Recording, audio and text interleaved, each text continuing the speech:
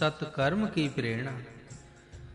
सत्कर्म की प्रेरणा, सत्कर्म की रक्षा ज्ञान से, पवित्रता और वाणी का माधुर्य, मेघ शब्द का अर्थ मिलना, परस्पर संगति करना, मिलाप करना, जोड़ना, परस्पर को जानना, परस्पर का भाव समझना, परस्पर प्रेम करना, परस्पर की उन्नति करना है।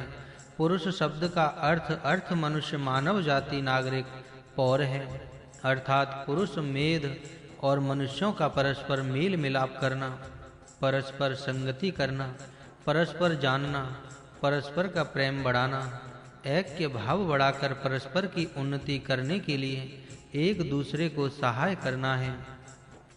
यह पुरुष मेघ का मूल आशय है। इस आशय की पूर्ति करने के लिए जिन जिन अनेक साधनों की आवश्यकता है, उनका वर्णन इस अध्याय के 30 तथा अगले अध्याय के 31 में हुआ है।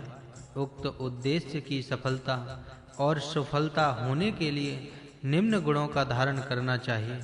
परमेश्वर सबको सत्कर्म करने की तथा सत्कर्म का संरक्षण करने की बुद्धि देवे। अपने ज्ञान से पवित्रता करने वाला ज्ञानी हम सबके ज्ञान को पवित्र करे तथा उत्तम वक्ता एवं हम सबकी वाणी को मधुर बनावे, जिससे हम सबकी उन्नति हो सके। यह आशय प्रथम मंत्र का है।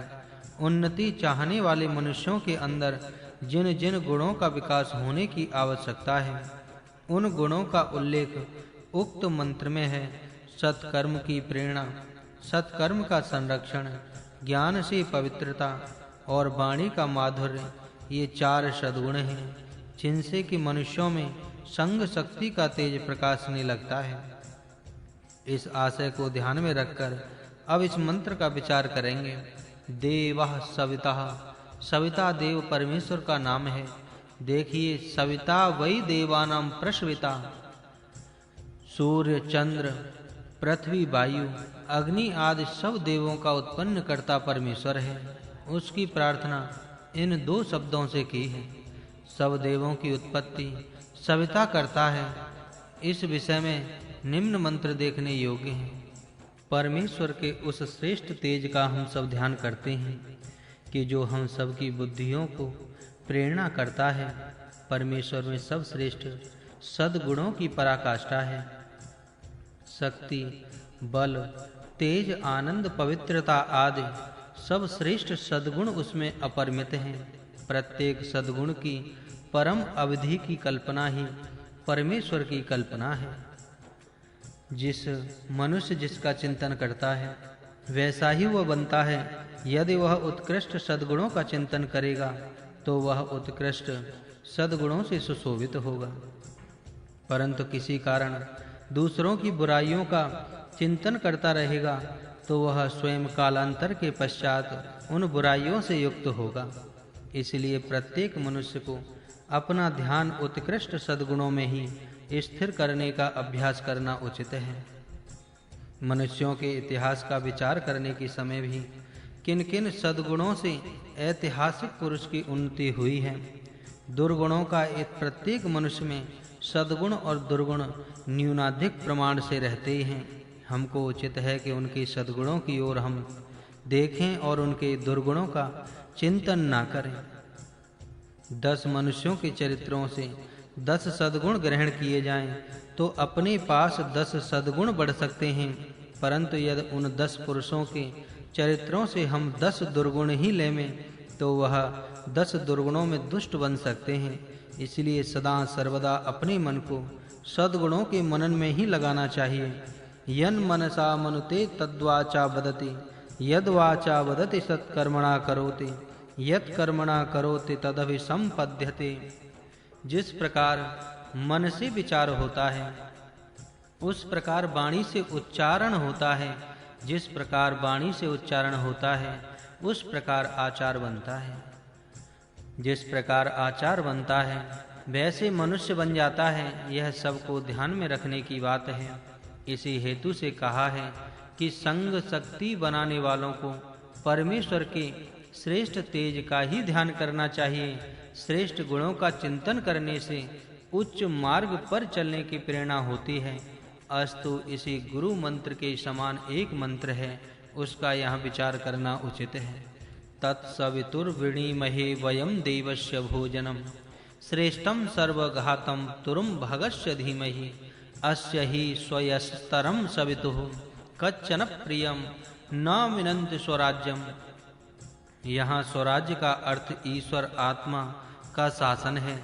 परमेश्वर का जो नियम इस सृष्टि पर कार्य कर रहा है उसको तोड़ नहीं सकता कोई, क्योंकि वह परमेश्वर का स्वराज्य अपने यश से फैला हुआ होता है और सबको प्रीति करने योग्य है। इसीलिए जिस स्वराज्य पर सबकी प्रीति होती है और जो अपने यश से फैला हुआ होता है, उस स्वराज्य का नाश कोई भी नहीं कर सकता।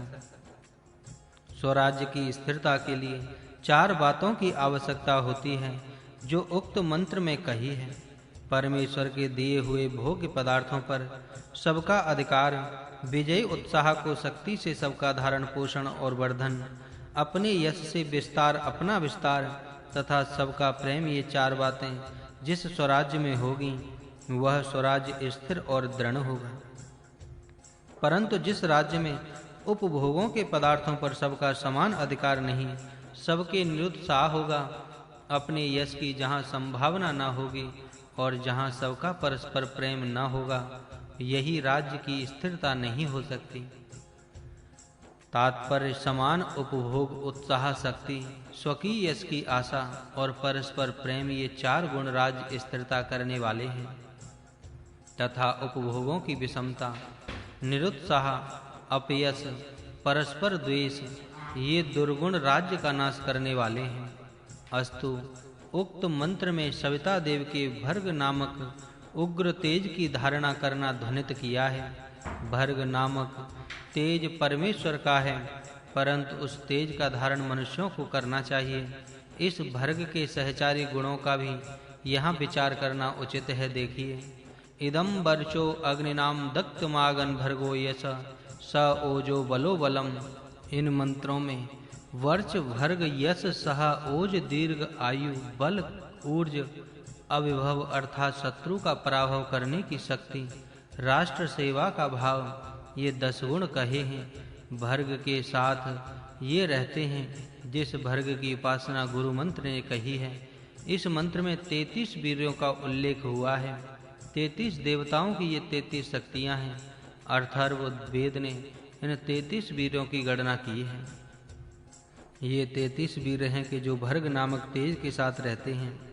भर्ग की उपासना करने के समय इनका भी चिंतन करना चाहिए, क्योंकि उनको छोड़कर मनुष्यों के पास भर्ग नहीं आ सकता। भर्ग को छोड़ने से ये 33 वीर नहीं प्राप्त हो सकते। प्रत्येक मनुष्य को उचित है कि वह इन वीरों को अपने पास करने का प्रयत्न अरहनिश करे।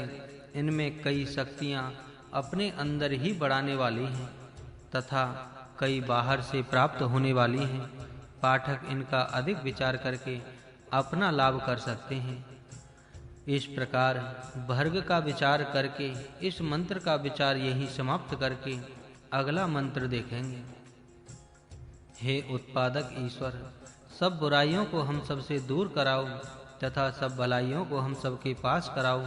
बुरे विचार, बुरी आदतें, बुरे कर्म, बुरी संगति आदि सबको दूर हटाना चाहिए तथा अच्छे विचार, अच्छे कर्म, अच्छी संगा और अच्छी संगति करनी चाहिए। अपनी शुद्धि का यही मार्ग है और अपनी पवित्रता करने से ही उन्नति होती है। विश्वान दुरितान पराशुव। दुरित शब्द का अर्थ विचार करने योग्य है। दो इतः, ये 2 शब्द हैं। इतः का अर्थ सत, आगत, प्राप्त, चिंतन किया हुआ, साथ रहा हुआ, चाल चलन, साचार, मार्ग, ज्ञान। इस प्रकार अनितिकारक बुरे भावों को दूर करना और अच्छे भावों को पास करना प्रत्येक का पुरुषार्थ प्रयत्न इसी दृष्टि से होना चाहिए। अब वेद में बुराइयों के विषय में जिन जिन शब्दों द्वारा उल्लेख किया है उनका थोड़ा सा विचार करेंगे। ऋग्वेद निर्धनता, गरीबी, हीनता, जीतने के लिए कठिन, पार होने की कठिनता, और इन मंत्रों में दुरितों से बचाने की रीति बताई है। जब किसी समय मन में बुरे विचार आने लगेंगे तब मन को सावधान करके कहना चाहिए कि खबरदार हे मन, मेरे पास इस प्रकार के बुरे विचार फिर से न लाओ।